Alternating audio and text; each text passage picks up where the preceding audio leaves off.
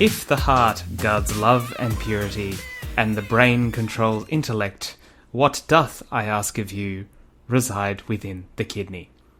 This episode of Oncology for the Inquisitive Mind is brought to you by Lark Train, a poet who has a very funny poem called The Youthful Ode to the Kidney, which we will link in the description. But today, the answer to the question, what doth reside within the kidney, is, as always for this podcast, cancer.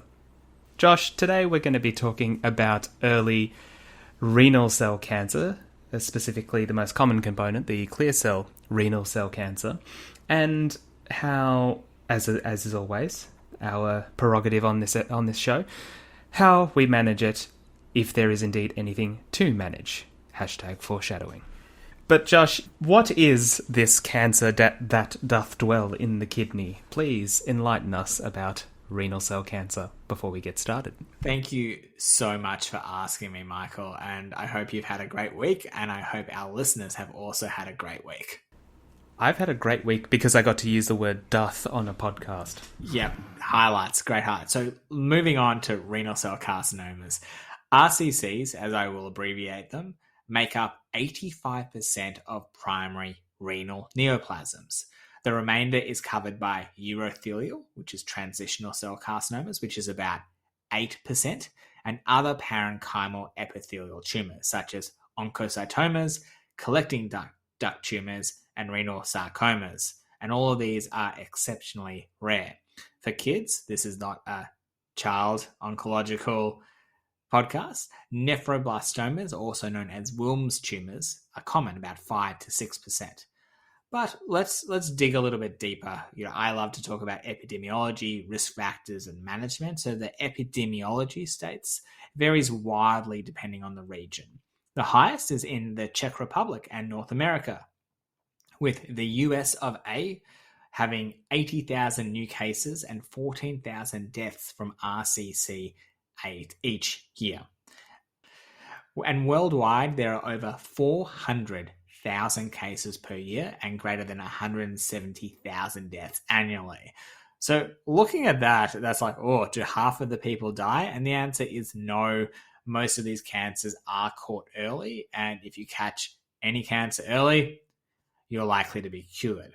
With respect to risk factors, males, again, take the pedestal here, and predominantly between the 6th and 8th decade of life, with a median age of 64. With the extent of disease, as I mentioned, localized is diagnosed in 65%. Regional disease, when we're talking about spread to regional lymph nodes, about 17%. And metastatic disease is a further 16%. 3% is uncharacterized for those doing the mathematics. 5-year overall survival rate has doubled in the last 60 years. So this is phenomenal. From 34% to 62% in 1996, and up to now 75% from 2009 to 2015. Interestingly, the incidence of renal cell carcinoma has tripled compared to the fatality rate, primarily due to early detection and smaller tumor sizes that are removed. Risk factors, as I love talking about, include smoking. Do not smoke. Do not start smoking. Also, do not vape. There's not enough evidence on that, but I'm sure it's bad for you. Hypertension. Most definitely. And it smells terribly. Hypertension, obesity, acquired polycystic kidney disease, and chronic kidney disease. Occupational exposures, cadmium, asbestos, which hopefully we will see fewer cases of as the years progress, and petroleum byproducts. There's also genetic factors, Michael. Do you know the most famous genetic mutation? Is that the von Hippel-Lindau mutation? It is the von Hippel-Lindau, increases your risk exponentially. And also, interestingly, sickle cell disease. As in sickle cell anemia, sickle cell disease. I suspect as much, but I guess my question with that risk factor is we assume people around the Mediterranean would have an increased incidence, although that's not reported. So it would be interesting to look at the statistics of the Mediterranean type countries and their risks of renal cell carcinoma. Moving on to pathophysiology, and we try not to get bogged down too much in this because you end up going down a rabbit hole, and that rabbit hole never ends, especially when we're not pathologists. So one of the interesting facts is that previously they'd classified lesions that are less than 3 centimeters as adenomas and not metastatic. It is now not carcinogenic or carcinomas. It is now known that you do get smaller cancers in the smaller renal cell carcinomas that are less than 3 centimeters. And this all comes into that early detection philosophy and the increased survival rates because they're no longer just watching and waiting, I suspect. When we're looking at the breakdown of the pathophysiology type, Michael was right in and stealing my thunder. Clear cell carcinomas are the predominant histological subtype. They make up about 85% of the tumors. There's usually a deletion in chromosome P3, and there is a poor prognosis when it's associated with a higher nuclear grade or the presence of sarcomatoid pattern, particularly with diagnosis of the early stage disease. So when I say that, if it's a localized lesion and you've got that mutation or a sarcomatoid type feature, you should be worried, or at least be more inclined to talk about adjuvant therapy. Then you've also got von Hippel-Lindau, which is that mutation on chromosome 3, and that's implicated in most cases of renal cell carcinoma. Then we've also got BAP1 mutation. So when you're looking through your histological report and you've got BAP1 positive, these again are more aggressive. The second most common type are papillary, about 10 to 15%, and that they're divided into type 1 and type 2. Type 1 is generally more of a favorable prognosis, and type 2 is more aggressive and less likely to have an alteration in the MET pathway. Moving on from this, you've got chromophobe, which is between 5 and 10%, oncocytic carcinomas, which are between 3 and 7%, collecting ducts, which are very rare, and molecularly defined renal cell carcinomas, which I'm assuming it's based on a mutation because they don't fit any of the previous grouping. What do you do to treat? If it's a localized disease, so I'm talking about stage 1, 2, or 3, surgery. The surgeons come in, they whip out your kidney or do a partial nephrectomy and they save the day. Sometimes this requires a radical or partial to preserve renal parenchyma depending on the situation. And there's multiple factors involved about whether you have a nephrectomy. If you're comorbid and you've got multiple medical problems, they'll be less likely to whip out a kidney. It's quite a large surgery, I would assume, and you don't want to increase that risk. And then the other interesting thing is if you've got bilateral RCC, which can happen with inherited conditions. Again, von Hippel-Lindau, tubular sclerosis, for those who've seen physician exams. That's a great question they love to ask. And papillary renal cell carcinoma. Again, surgery is recommended in these cases. For the non-surgical candidates, which I've already mentioned, there are some other options, which include cryoablation and radiofrequency ablation. When looking at risk factors, we stratify according to, low risk factors, high risk factors, intermediate. Usually there is a scale, but this is used in the metastatic setting, and I'm not going to be talking about that today. So I'm talking about what are the risk factors in the curative setting. So intermediate risk is PT2 tumors with a grade 4 or sarcomatoid features. And high risk is when you've got a large tumor. So it goes from P1 to P4. P4 is a large tumor of any grade, because a grade looks at the histological subtype and it can be node negative. Alternatively, if you've got lymph nodes involved, it's considered a high risk as well. And they've mentioned metastatic, but again, I'm not talking about metastatic in this particular case.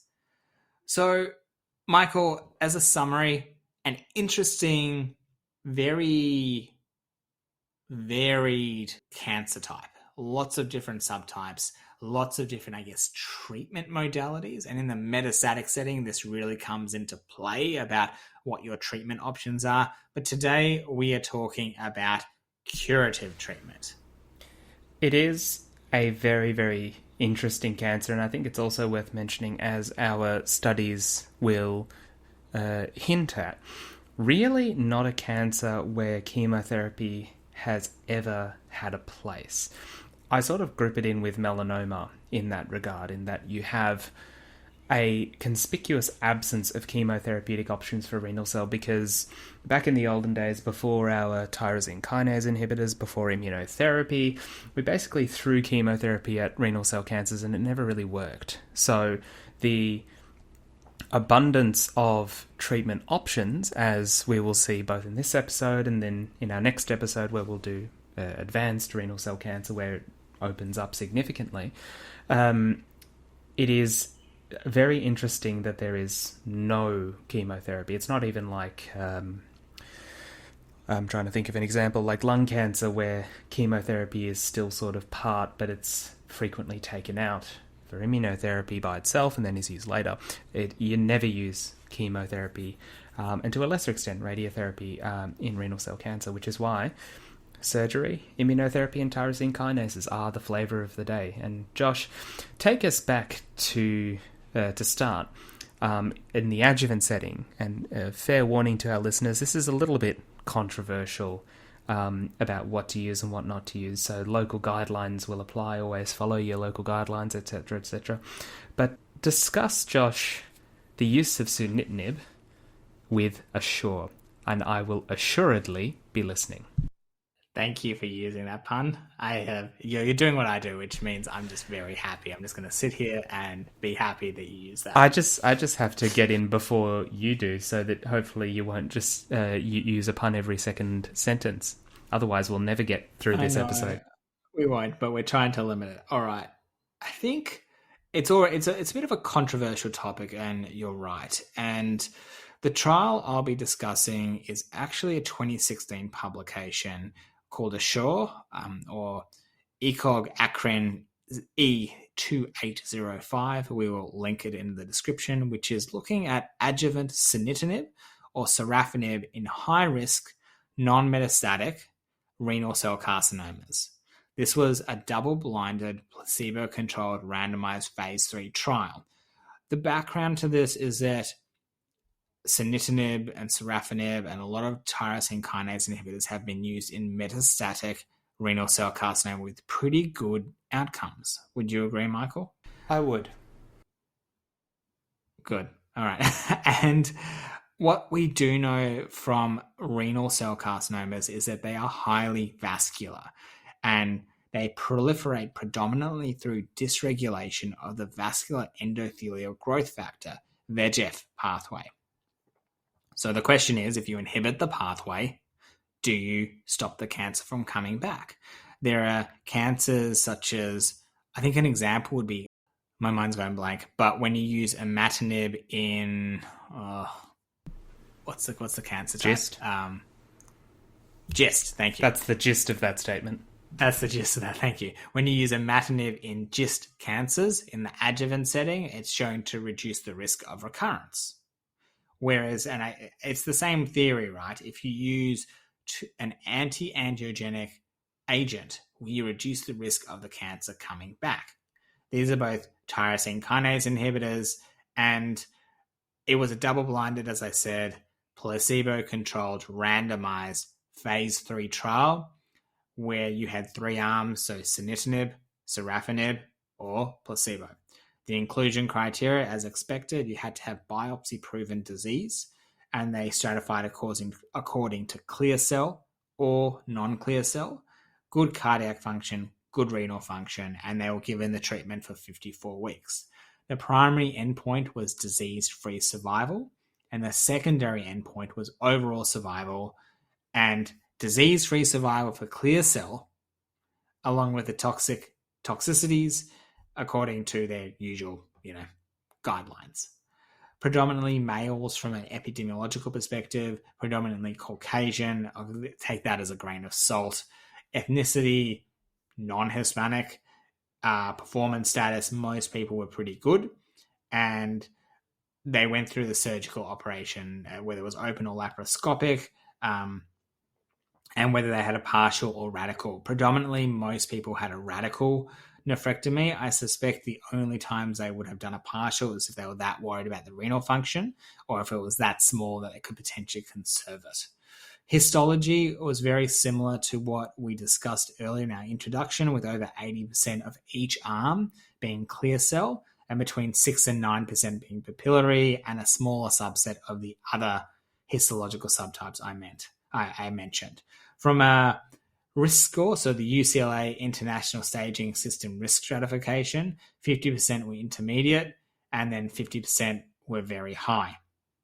We found that majority of patients selected, or 2/3, were stage 3, which is kind of a good thing because you want to know in the high-risk cohort, is there going to be a benefit? You're more likely to see that outcome in a stage 3 cancer rather than a stage 1 or stage 2. And now let's talk about the results. So in summary, this was a negative trial. And what do I mean by that? I mean, what I mean by that is if you look at the Kaplan-Meier curves where, as people unfortunately die and it follows a path, there is no splitting of the curves. The median disease-free survival was 70 months for sunitinib, 73.4 months for sorafenib, and 79.6 months for placebo. Disease-free survival did not differ significantly between the groups.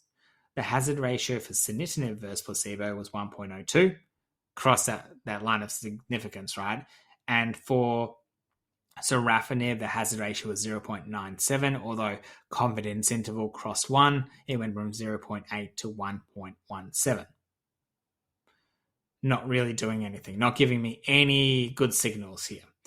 The overall survival did not differ either, and all groups did better than predicted at the time of study design, with the median overall survival not being reached. But potentially that's in the context of if they did recur, you've got newer treatments and they're actually not going to die because of the cancer in the time frame that has previously occurred. When we talk about the toxicities, it's like every other tyrosine kinase inhibitor.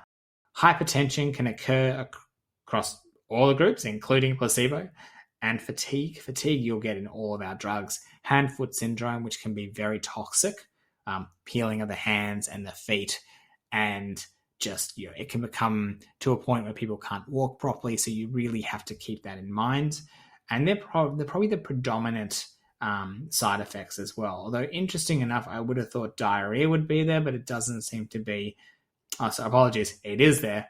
10%. So again, up there with pretty significant, although not unexpected side effects from our trial.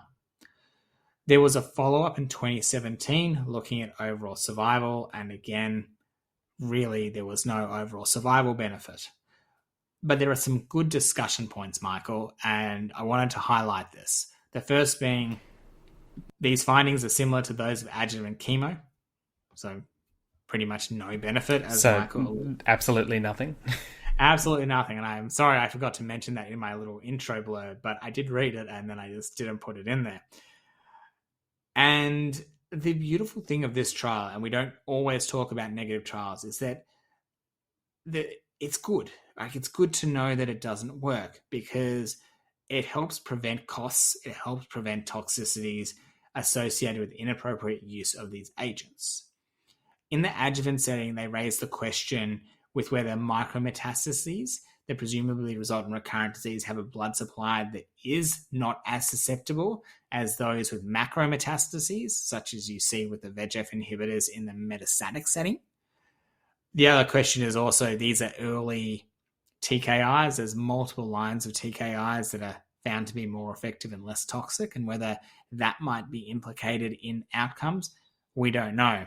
I mean, there's going to be at least one study looking at immunotherapy plus a TKI, so stay tuned. We might look at that at some point if we can find it. But the summary is placebo is just as good as either TKI I mentioned, and surveillance is key. So, Josh, obviously that study is a damning indictment on sunitinib and TKI in the adjuvant setting. But just for an extra bit of spice and an extra bit of confusion, how does that compare with S-track, which is contradictory, shall we say? I'm glad you brought up S-Track. So the issue is S-Track, which is another study, it was done before this, actually did show disease-free survival. S-Track study in which sunitinib was tested as an adjuvant treatment were published. Somewhat surprisingly, the study yielded positive results. Indeed, the median duration of disease-free survival was 6.8 years in the sunitinib group and 5.6 years in the placebo group, with a hazard ratio of 0.76. It is thus clear that the above figures will give hope for those who suffer from disease in the future. However, Assure contradicted this, where we now see one trial being positive, one trial being negative.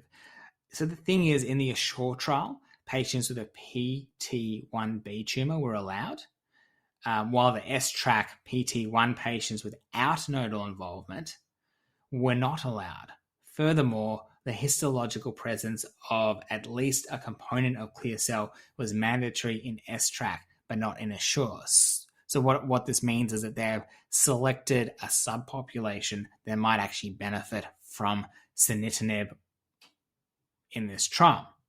So furthermore, the heterogeneity, which I love that word, we talk about it every week, exists amongst presently in nomograms aimed at estimating the risk of recurrence in localized kidney disease. So what that means is that people, when they work out estimated recurrences, they do it differently, and therefore it's hard to, it's like apples and pears and comparing. So I think it's a bit, I mean, I'm not an expert, so I'm not going to be one to talk about how they treated the study design, but it seems that there were different inclusion criteria, different protocols involved, and because of that, it's actually hard to, you can't compare trials, right? You can't compare A to B. It's a bit of chalk and cheese. Did you have any points about it, Michael, you wanted to bring up? Not really. I think it just shows that the evidence here is very, very difficult to interpret. And there's a risk of sort of, I guess, picking and choosing the evidence that you want to believe, which I guess is always a risk in oncology and medicine and science if we're going to go really macro. But the fact that the Assure trial included a wider range of patients, and the study I'm going to talk about in a second very much focused on the intermediate to high risk patients, so patients at intermediate or high risk of recurrence. So those people who are at low risk of recurrence, we know probably aren't going to get any benefit anyway. But the question is, how much did that skew the results? And do you think it skewed the results enough to explain the difference? And I'm sure, as you said, there were differences in protocol, differences in recruitment, and obviously differences in demographic and population. This is the main reason why you can't do cross-study comparisons. But there is enough controversy and enough inconsistency across those two results that the question will probably never be answered, because we now have less toxic treatments, and if we know the benefit is, so we don't need to worry. Yeah, exactly. And if we know that the toxicity of drugs like sunitinib is going to be significant, which it can be. Sunitinib can be a very, very dirty drug as far as toxicity goes, then there is much less of an appetite, not just for using it in clinical practice, but also to do further research. So the question of whether sunitinib has a benefit in the adjuvant setting may never be answered, because it might never be looked at again, which I guess is sort of an answer in itself. We've sort of moved on from asking the question. We can be assured that there are better options around.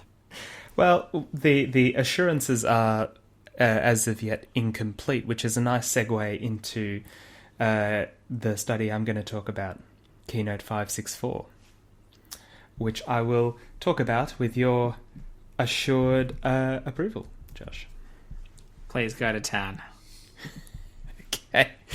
So the logical question that arises from the controversy generated by the Assure S-Track disconnect is there anything better?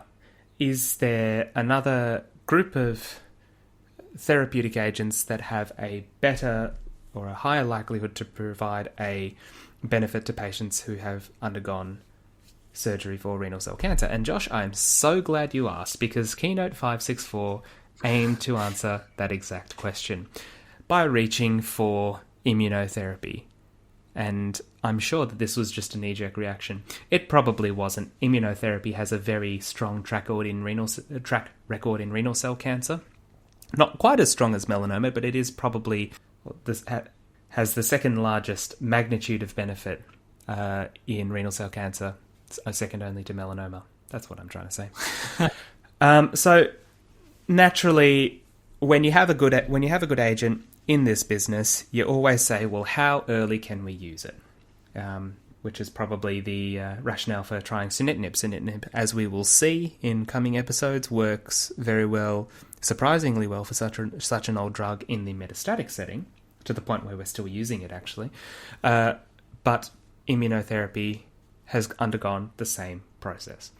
So, Keynote 564 was a phase 3 randomized double-blind international trial. And I think this is the first time in weeks or even months, Josh, that we've had 2 double-blind international trials. I'm so used to sort of reflexively saying, but you know, they didn't have a placebo, they didn't have a control, and and this is the reason why. But actually, I don't have to say that anymore.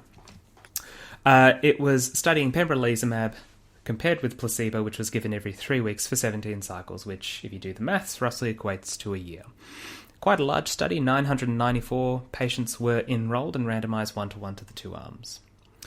And the patients that they enrolled were patients that were post-partial or total nephrectomy, plus or minus metastectomy. So the small proportion of these patients, about 5 or 6%, ended up actually having metastatic deposits removed at the time of surgery as well, which is something that I don't really see in clinical practice. And Josh, feel free to chime in with your own personal experiences, but I suspect that the margin for error or the window for a metastectomy is fairly small, because you can't go cutting out, or scooping out is the word I like to use when I'm talking to patients, metastases that are everywhere. And renal cell cancer has a tendency to go to the bones, which is practically very difficult. It has a tendency to go to the brain, and you mentioned the vascular nature. Renal cells are notorious for bleeding, which is obviously potentially catastrophic. And everybody who's probably had a tute on X-rays has heard of the infamous cannonball mets, which are also heavily associated with renal cell. Josh, have you seen patients who have had a metastectomy in the setting of RCC? No, I have not. I've seen, occasionally you see patients who've had multiple things chopped out, or you've had multiple episodes of radiotherapy for local control, but at least at the center I work at, that's rarely done. The toxicities, especially remember an age cohort that's usually 60 plus, can be pretty significant. And if you want them to have what is potentially a far better treatment option, you'd be wary to cut things out if immunotherapy works so well. Yeah, well, we will see exactly how well the immunotherapy works. But it is something that is rarely done. But I guess that it is always worth discussing with your friendly urologist / thoracic surgeon, neurosurgeon, spinal surgeon, wherever the colorectal surgeon or metastectomy surgeon of choice. General surgeon. Yes, just a general surgeon can go and cut things out wherever they are. Upper GI surgeon. Okay, Josh is now just listing types. Are we just going to go all the surgeons? Josh is now just listing types of surgeons. To dermatologist. To pull this runaway train back on track. Eligible patients for the study had histologically confirmed RCC with at least a clear cell component, and this ties into something that we'll probably talk about in a later episode, in that many RCCs are heterogeneous. They don't have to be 100% clear cell. In fact, most of them aren't, and most of them can have features of non-clear cell, and the proportion is sometimes thought of as a risk factor or a indicator of how likely something is to respond to standard treatment. But for this study, patients had to have a clear cell component. I don't believe there was any sort of protocol on the proportion of the sampled tumour that had to be clear cell. They broke this up into 3 risk categories. They had intermediate to high risk, which was patients who had a PT2 or PT3 tumour. Patients with a PT2 tumour, it had to be grade 4 or sarcomatoid. Patients with a T3 tumour, it could be any grade. But these patients had to have no nodal involvement and no metastatic deposits. Patients with a higher recurrence risk had a tumour stage 2, which usually involved a T4 tumour, so big primary. It had to be grade 4 or sarcomatoid differentiation, which, as Josh mentioned previously, is a risk factor for poor prognosis. The tumour stage had to be 3 or higher. And the third tier, the highest risk tier, was patients who had metastatic disease resected. And these were defined as M1 patients with NED or no evidence of disease. Patients had to have no previous therapy, so they had to be completely treatment naive, and they had to have surgery within 12 weeks of randomization. The primary endpoint was disease-free survival, and the secondary endpoints were overall survival, safety, and patient-reported outcomes. In terms of the demographics, the median age was 60 years old. 32%, about a third, were greater than or equal to 65 years old. Men accounted for the vast majority, with 70% in each arm. 85% of patients in each arm were ECOG 0. A smaller proportion, only 10%, had sarcomatoid features in their original tumour. And coming back to those disease risk categories, so the intermediate to high risk patients accounted for the vast majority. So 86.1% of patients were placed in this intermediate to high risk category, leaving only 8% as definitively high risk and 6% with resected metastatic disease. So we often talk about trials selecting out the bad players, whether it was just by a quirk of recruitment or whether it was by design. This study seems to focus on those who have a quote-unquote lower, relatively speaking, risk of recurrence. In order to get onto the trial, you had to be deemed to have a high risk, but in that sort of subgroup, there aren't people who have an extreme high risk, or there aren't many people who have an extremely high risk of recurrence. I like to think of it as if you're almost inevitably going to recur, then you're probably going to be excluded. But if you've got high-risk features, but you might not necessarily recur, then you're included. So if the dice has been rolled and it's on that 6, which is that unlucky number, then they'll probably exclude you from the trial. Yeah, I guess practically speaking, though, because we know that, as you mentioned, the 5-year survival for renal cell cancer is improved significantly. We know that just resection alone probably has a good outcome, even if the recurrence risks are quite high. So it would be interesting to see how patients with very, very high risk disease respond. Coming back to the results. So in the pembrolizumab group, 61% of patients completed all 17 cycles, so almost all 12 months of treatment. And interestingly, Josh, in a study such as this, in an adjuvant therapy study, what do you think is the most common reason for discontinuation of trial before you complete all 17 cycles? In an adjuvant study, if I was thinking of an adjuvant study, maybe lost to follow-up. If they just don't want to continue, there's no kind of perceivable benefit. Other things would be toxicities, would mean people would leave, although it's immunotherapy, which is pretty well tolerated. That would be the highest on my list.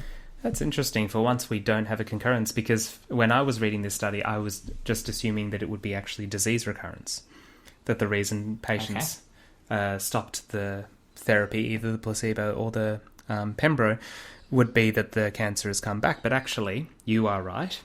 The most common reason for discontinuation is adverse events, and Josh is doing his little victory dance at the moment. So 21% of patients had adverse events that led to discontinuation, compared to 10% of patients that had disease recurrence. That's in the pembrolizumab arm, but you compare that with the placebo group, where the most common reason for study discontinuation was recurrence at 20%. So we are sort of seeing an early hint, that pembrolizumab potentially delays or prevents, we don't know yet, the recurrence of renal cell cancer.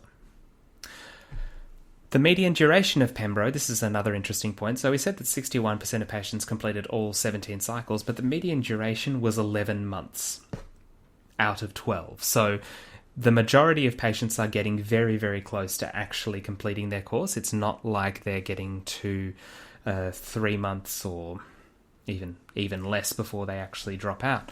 So one that probably jives with the profile of immune-mediated side effects, in that they tend to have a bit of a delay, a bit of a lag time. But two, it does mean that the treatment is probably more tolerable than the 61% of patients completing all of it would imply.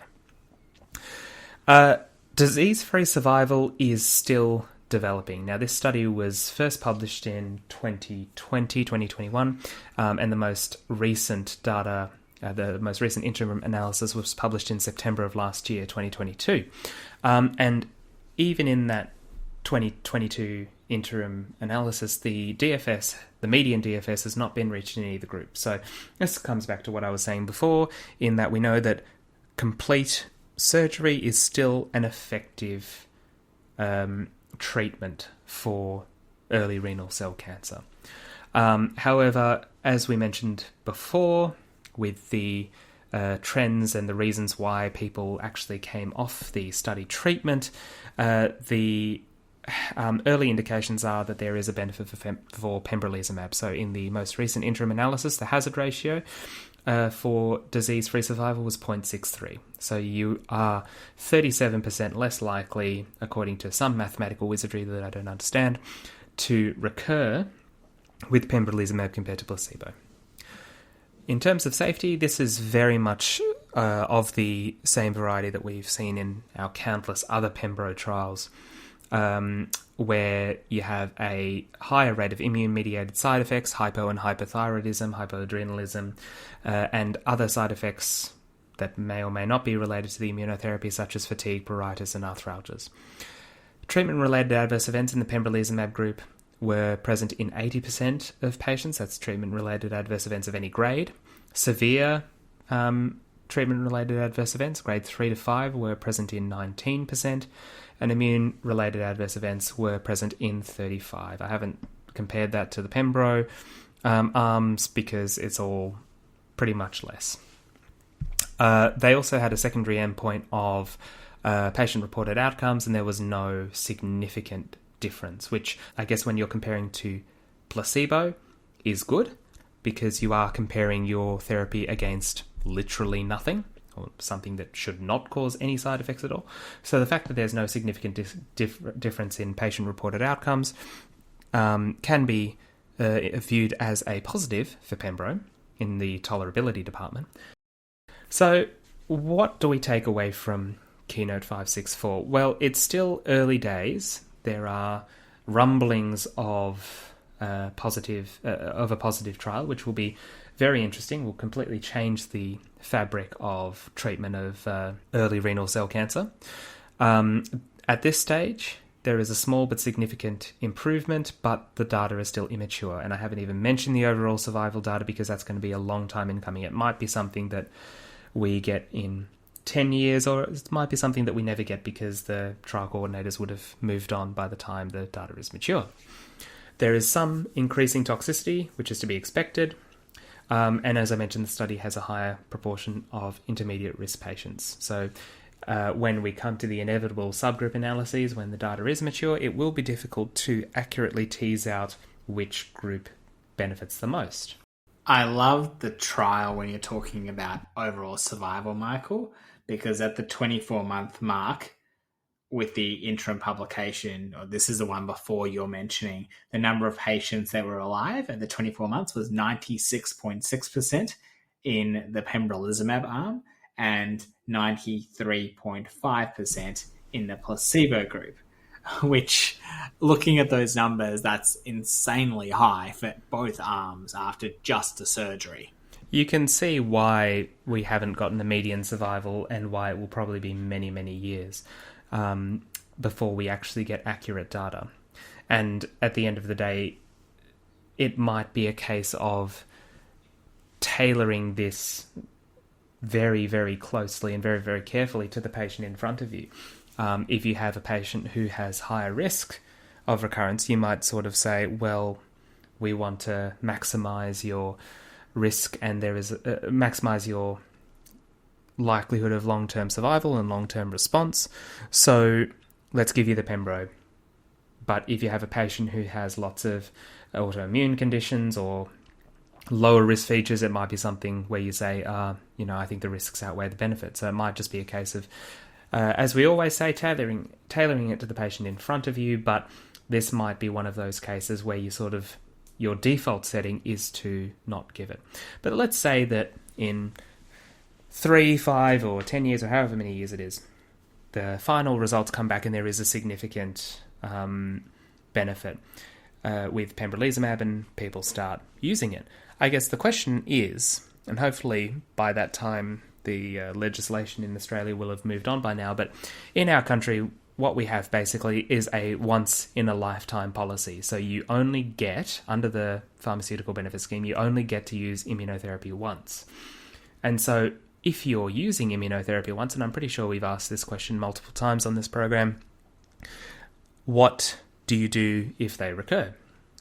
Now, in places like America or places where they don't have this once-in-a-lifetime legislation or policy, then the obvious answer is if they recur, particularly if they recur quickly, use a TKI, but you have immunotherapy as a backup. But if they do recur in Australia, then it is quite possible that you will just be stuck with TKIs. TKIs are no slouch in the no, that is metastatic very renal true. cell carcinoma sphere. That is very true. But I guess that if you are having a patient who has really bad disease, or if you have a patient who has had a really good response, I should say, because if a patient recurs fairly quickly with adjuvant immunotherapy, you're going to say, well, it's probably not going to work in the metastatic setting either.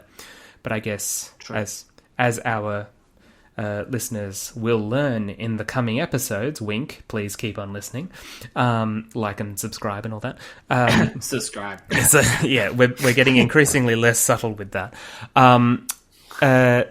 The standard of care treatment for metastatic renal cell cancer in the high-risk setting is ipi-nivo, so maybe that CTLA-4 adds something to the PD-L1 and might overcome that resistance. There's some thoughts that adding the two agents together is better than the one by itself. Anyway, we're going well off the tracks, but the summary of Keynote 564, if we're going to put it in a nutshell, is that it is promising, but much like many of our breast cancer trials, the benefit is numerically small because the treatment we have, that being surgery, is already very good, and it might take quite a while for us to actually get a definitive result from it. So watch this space, but don't anticipate anything anytime soon. I second that. And also, thinking of their age bracket, maybe even if it does give a PFS or disease-free survival of 10 years, if they're 85 and they've lived a great life, then maybe you don't need overall survival in that cohort. But let's talk about next week, Michael. Next week on Oncology for the Inquisitive Mind, Michael and Josh will be talking about metastatic renal cell carcinoma, where we delve into the world of other treatment options and we really look at this medication at its best, where we see, rather than looking for the PFS, we see people who aren't curable, but how long we can get them to live that great quality, long life with those they love. And also the brave new world, which is not really a brave new world in many parts of the world, but the brave new world of mixing and matching TKIs with immunotherapy. It sounds a bit like a cauldron where you stick them all in and you make a bubbly, you're the witch, you're the wizard, and you're like, oh, have this soup, my dear. It will make you live for a long time. I was going to go with the amazing movie crossover. We've had Freddy versus Jason. We've had Captain America versus Iron Man. Next week we will have TKIs and immunotherapy joining forces against the evil cancer. And if you've loved what we've been talking about, Michael and I are launching a new segment to our show where we talk about one of the harder sides of oncology, which is managing patients and managing toxicities. Not just toxicities, but misinformation, disinformation, and really focusing on that holistic care of our patients. So stay tuned for that coming this Wednesday. Next Wednesday. Well, the Wednesday after you're listening to this episode. So this coming Wednesday. Where these will be slightly different from our usual episodes. They'll be much smaller and they'll be focused much more on practicalities. We know that it can be very easy to be lost in the numbers for our main segments, and it can all be a little bit esoteric, but these are the practical things. If you've got a patient in front of you with mucositis, which will be our first episode, how do you grade it? What do you do? So look forward to enjoying these bite-sized segments. Can't wait. See you then, Mikey. See you later.